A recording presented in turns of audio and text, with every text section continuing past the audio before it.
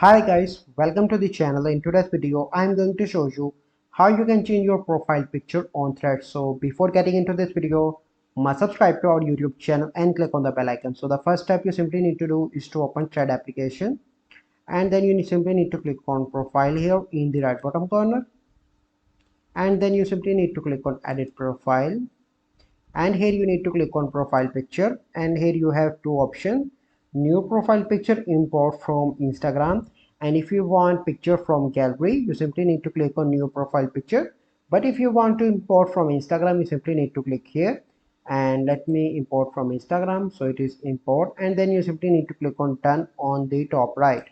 So this is the process by which you can change profile picture on Threads. So I hope you find this video helpful. If you find this video helpful, must like this video, subscribe to our YouTube channel for future videos. We'll see you in the next video.